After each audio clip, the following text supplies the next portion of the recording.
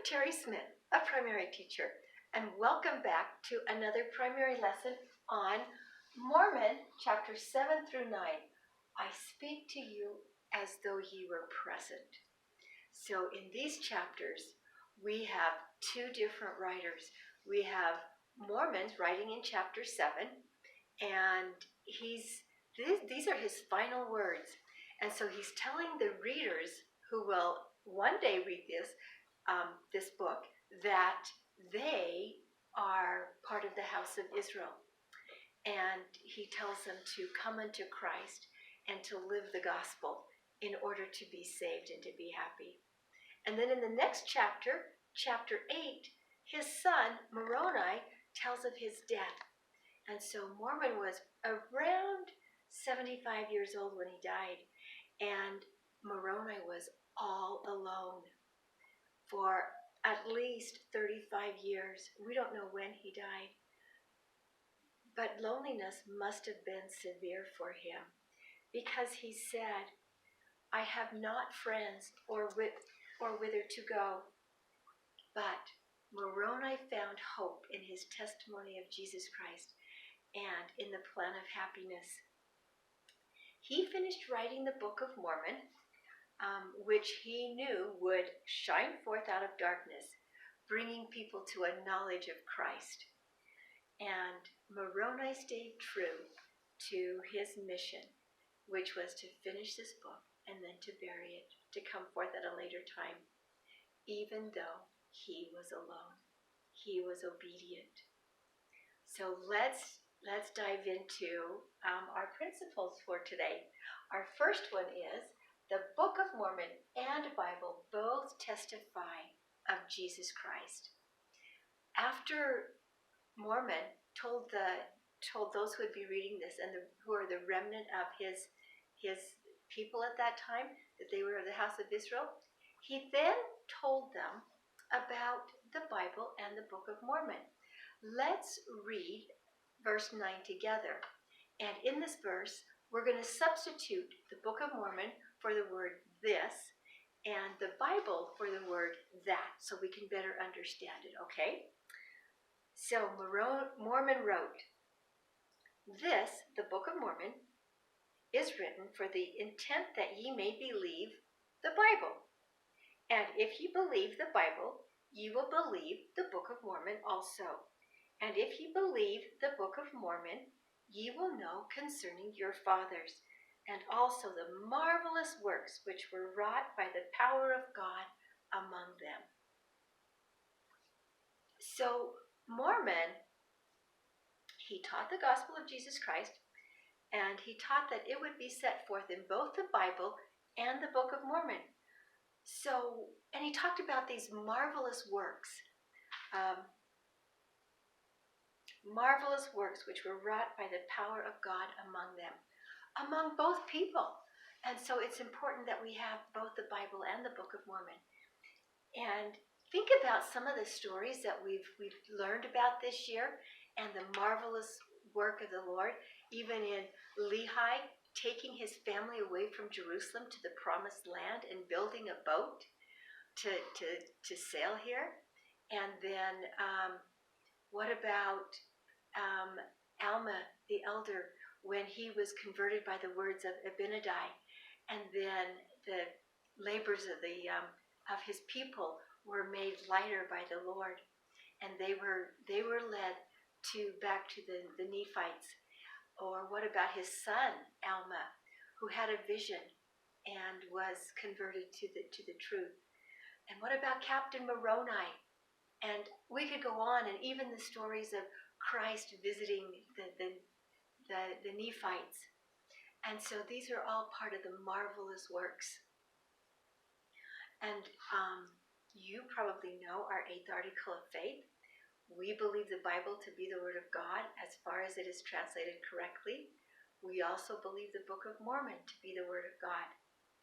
Interesting that there's that caveat in there about the Bible, as far as it's translated correctly. So here's a good question for you and your family to discuss. Why is that caveat there about the Bible and not the Book of Mormon? And why do we need both the Bible and the Book of Mormon. Now, an obvious reason is because that gives two witnesses of the divinity of Jesus Christ. But I bet there are more reasons, so that would be a good question for you and your family to discuss. And now we'll go into our second point. I can choose the right even when I'm alone. That describes Moroni. He was determined to fulfill the commandment of his father, even though his father had died. Now, we don't know how old Moroni was when his father died, but all of the rest of the Nephites were destroyed. The Lamanites sought them out and destroyed them, and Moroni was left alone by himself. And so let's kind of just read a little bits of some of the verses here in chapter 8, which talks about that.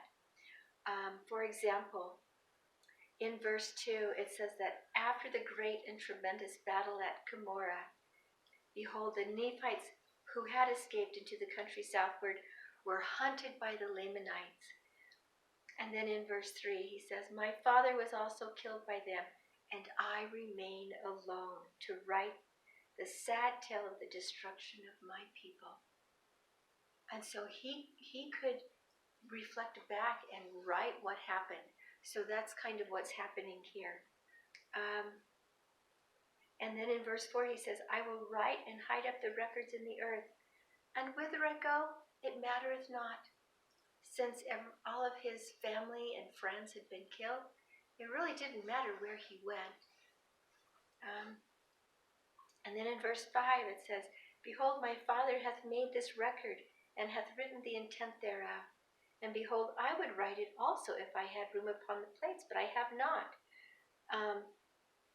And then he says, my father hath been slain in battle, and all my kinsfolk, and all my friends, and I have not friends nor whither to go. And how long the Lord will suffer that I may live, I know not. So he's told us a couple of times now that he's alone, right? And then in verse 7, it says, the Lamanites have hunted my people, the Nephites, down from city to city and from place to place, even until they are no more. And great has been their fall. Yea, great and marvelous is the destruction of my people, the Nephites. How would you feel if you were all alone? He didn't even have a home because they would have sought him out there and killed him. But think about that. How would you have felt if you had been alone, like Moroni? And even though he was alone, he fulfilled the commandment of finishing the plates and then hiding the record. And he did it with exactness. That's something we've talked about before. Remember back when we were talking about Captain Moroni and his other leaders, that they all, and the 2,000 stripling warriors, they obeyed with exactness. And here we're finding that Moroni did the same thing. So think about how you can be more like Moroni. What are some situations where you have to choose between right and wrong? For example, say that you've completed a homework assignment and you go to school and a friend says, oh, I forgot to do the homework assignment. Can I please copy yours really fast? What's the right thing to do? What would Moroni do? Or here, maybe another example is you've gone to a friend's house to play and your parents told you to be home at a specific time. Well, when that time arrives, you're in the middle of a game or you're in the middle of doing something else and you want to stay and finish. What's the right thing to do? What would Moroni do? So that would be a good activity to do as a family, is to come up with situations and think about, okay, what's right and what's wrong, and how can I be more like Moroni and be strictly obedient? And you can do that activity. And we'll conclude part 1. And so Come back for part 2.